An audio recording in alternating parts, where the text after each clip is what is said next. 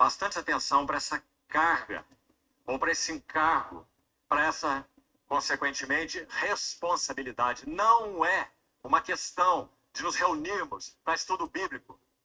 Não é uma questão de abrirmos o livro, Presta estudarmos atenção no que ele está versículo por falando. versículo e palavra por palavra. Isso pode nos ajudar. Nos ajuda. Mas é muito mais do que isso. É muito mais. Infinitamente mais. É infinitamente mais. Então, verso 18, ele vai dizer assim: este é o dever que eu te encarrego. Então, primeiro eu fui encarregado. Verso 11. E depois no verso 18, eu te encarrego. Irmão, querido irmão e irmã, essa é uma grande coisa. Porque Paulo sabia muito bem, aliás, está aí nas suas epístolas, que ele estava encarregando algo para alguém que em si mesmo, quanto à sua estrutura psicoemocional e até física, era um jovem débil, Timóteo. Você sabe disso, não é? Paulo aconselha, inclusive, algumas coisas relacionadas à sua saúde. Ele diz: eu te encarrego, verso 18, ó filho Timóteo, segundo as profecias de que antecipadamente foste objeto, combate firmado nelas o bom combate. O apóstolo Paulo tem uma visão tão clara de que esse Timóteo, seu amado filho na fé, ele foi encarregado mediante palavra de Deus, é o sentido de profecia aí, da qual ele foi objeto. Então ele foi encarregado não exatamente por Paulo, ele foi encarregado por Deus, mediante as profecias das quais foi objeto.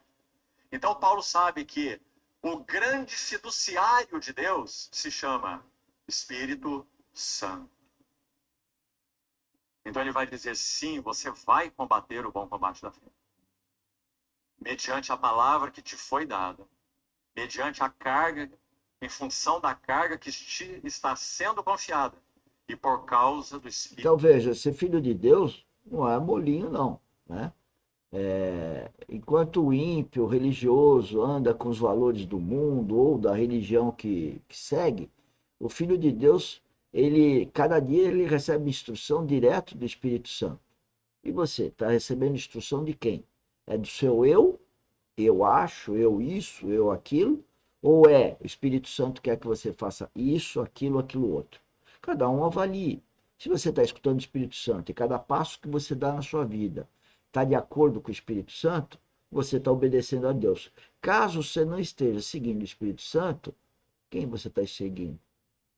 Porque só tem duas opções: ou Cristo ou anticristo, ou Deus ou inimigo de Deus, ou a vida eterna com Deus, ou a vida eterna nos lagos de enxofre, no inferno. É uma questão espiritual e cada um escolhe agora. Deus está 2000 anos, quer dizer, desde Adão e Eva, Deus queria estar guiando o homem. Só que o que aconteceu com Adão e Eva? Eles desobedeceram a Deus. E nós estamos obedecendo a Deus? Agora, obedecer a Deus não significa que nós acertamos 100% do que Ele manda. E quem é religioso costuma dizer assim: olha, você fez aquela coisa errada, então você não é filho de Deus. Não, o filho de Deus não é perfeito. O único filho de Deus perfeito é Jesus Cristo. Essas pessoas que atacam, agridem, elas não estão ouvindo o Espírito Santo, porque o Espírito Santo é gentil, ele não invade a nossa mente, ele revela as coisas à medida que você procura Deus, mas ele não agride, ele não nega, ele só orienta, ele fala, vai para cá, ele não fica em discussão, ele não fica vacilando, ele sabe muito bem o que ele quer, porque Deus tem um propósito para cada um de nós. Nós que temos que procurar em Deus, não é no outro, o que nós devemos fazer. Nós não temos que ser guiados por eu, nós temos que ser guiados por Cristo, por isso que nós devemos ser cristocêntricos e não egocêntricos. Né? É isso que ele está falando aí. Né? Quando fala em edificar, que casa me edificareis, exatamente é o nosso interior, é o nosso coração, que representa o Espírito Santo. Como que você está construindo Cristo em você? Você está edificando rapidamente, com qualidade? Você está adquirindo a imagem e semelhança de Cristo? É você e Deus, não tem ninguém no meio do caminho. Ninguém te proíbe disso, ninguém te impede disso. Impede, ninguém impede. Mas obstáculo todos criarão. o cônjuge vai criar obstáculos, os filhos vão criar obstáculos, os amigos vão criar obstáculos, todos vão criaram obstáculos para Jesus Cristo, que ele veio para anunciar o reino dele, né? A vida eterna, e na cruz estavam os irmãos? Não. Estavam os discípulos? Não. Estava um discípulo, a mãe e uma mulher que se eu não me engano, Maria, né? Eu esqueço sempre essa mulher aí. Maria Madalena. Acho que é isso. Tá? Mas é isso, vamos escutar então o preletor. Espírito da verdade, que irá te habilitar para ser um fiduciário adequado. Tá vendo? Vai habilitar. Se você não tem o Espírito Santo, você não vai ser habilitado. Mais um texto. Capítulo 6, verso 20. 1 Timóteo 6,20. E tu, ó Timóteo, guarda o que te foi, outra palavra importante aqui, ó, confiado. Por isso, fiduciário. Algo foi confiado, um legado, uma herança. E Paulo está dizendo, guarda o que te foi confiado e evita falatórios inúteis. Oh, meu Deus. Evita falatórios inúteis. Senhores, às vezes a gente vai no restaurante, ou até na padaria, enfim, em qualquer outro lugar, né? E a gente vê que as pessoas falam. E eu fico perguntando, às vezes dá até para ouvir que estão falando, né? E eu falo assim, quanto falatório inútil. Sabe por quê? Sabe do que nós vamos estar falando? Do que eu estou falando aqui com vocês. E Cristo. Não existe coisa mais importante. Mais importante que falar em Cristo não existe. Não existe. Não existe. Eu estou falando com o cônjuge, eu tenho que falar de Cristo. Eu estou falando com os filhos, eu tenho que falar de Cristo. Eu tenho que contextualizar Cristo em cada situação. Por isso que o cristão verdadeiro, ele é solitário, porque ninguém quer falar de Cristo. E o Filho de Deus quer falar de Cristo, ele quer falar do irmão mais velho. Ele quer falar da Bíblia, mas não como religioso, mas pela alegria da vida espiritual, pela alegria de Cristo nele. Não dá para falar de uma outra coisa que é o meu melhor amor. Meu melhor amor é Cristo, não é o cônjuge, não é os filhos, não é o amigo, não é o negócio, mas todas essas coisas são contextualizadas a partir da orientação do Espírito Santo. Aí eu vou conversar dos problemas do dia a dia, com o cônjuge, com os filhos, com as pessoas que trabalham junto.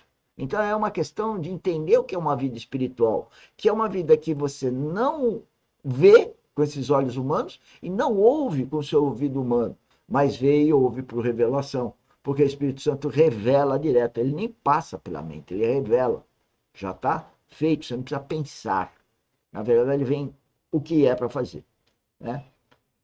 Depois eu comento aqui um comentário que surgiu aqui no Instagram. Irmãos, vamos ouvir bem o que Paulo está falando para Timóteo, para que nós guardemos nosso coração, nossa mente, nossos ouvidos,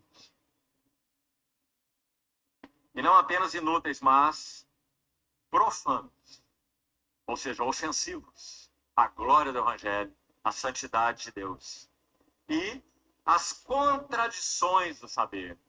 Queria também chamar a atenção dos irmãos para isso aqui, porque quantas vezes nós nos desculpamos quando nós entramos aí em especulações bíblicas e chamamos isso de saudáveis contradições do saber. Senhores, contradições bíblicas. Senhores, a Bíblia não é algo que você lê e cada um interpreta de um jeito. Bíblia é alguma coisa, porque interpretar passa pelo cérebro. A Bíblia, você lê, ou um vídeo como esse, você ouve e tem revelações. Não é lógico, é revelado.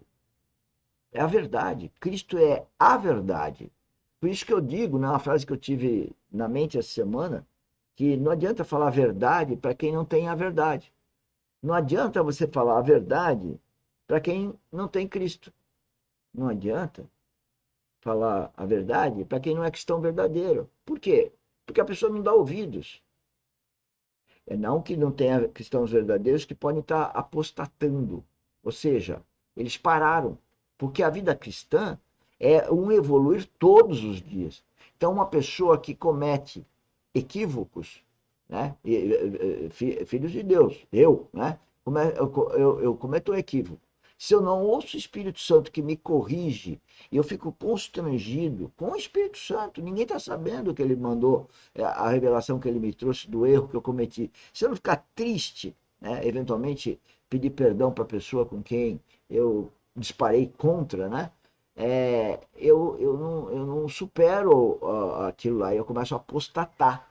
Porque o Filho de Deus, ele está num processo de transformação. Todo dia o Espírito Santo está forjando, né, Cristo, para nós nos transformarmos à imagem e semelhança de Cristo. Então, ainda ontem na mentoria, eu estava dizendo, tem que transformar a mente, mas não é só mente, é mente, caráter e conduta. Então, o cristão muda. Agora, quem não é cristão verdadeiro não muda, ele fica no mesmo lugar ou até fica para trás o Filho de Deus que para de evoluir. E você acha que o preletor está falando com quem? Com os filhos de Deus. Ele não está falando com, com, com ímpio. Ele não está falando com religioso.